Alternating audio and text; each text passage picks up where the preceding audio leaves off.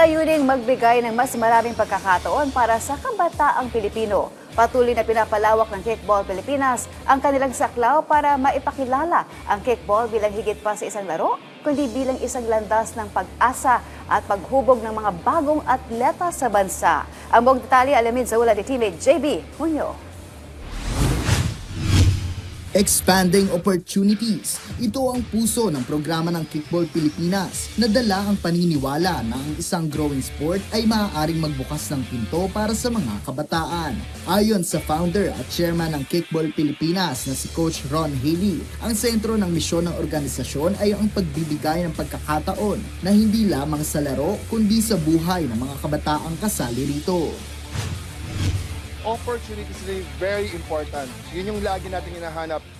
Ang isang bansa na they have opportunity for people, they become rich.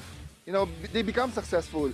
So ito yung gusto natin sa Kickball Pilipinas, to give opportunity to each and everyone na makapaglaro ng kickball to have life sa Kickball Pilipinas.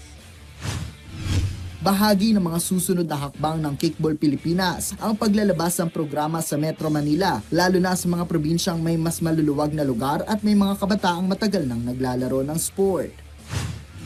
Aside sa Taguig, Muntinlupa, we're planning to go sa mga provinces. Napag-usapan natin ang problema namin dito sa Manila is really the field. And we know sa provinces, madami talagang mas malalawak na field.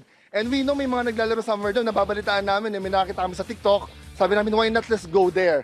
So let's bring kickball more farther from Metro Manila. Patuloy rin ang paglaki ng bilang ng mga kabataang kasali sa Kickball Pilipinas, lalo na sa pamamagitan ng Kickball Cup na kasalukuyang nasa ika-6 na season. Ibinahagi rin ni Haley na ang kickball ay higit pa sa kompetisyon. Binibigyang halaga ng organisasyon ang paghubog ng disiplina, pagmamalasakit sa komunidad at pagmamahal sa bayan. This is more than a game actually. We are trying to build generation of athletes with good character. Okay, people who are meaningful, people who love to help our country. Kasi alam mo, just like last time when we were starting kickball, we went to the Vedruna, Bahay Ampunan yon. We helped sa paglinis ng Manila Bay. We helped sa paglinis ng kalsada. So, hindi lang kami nag-stop playing. We want to be part of change ng community natin, ng country natin.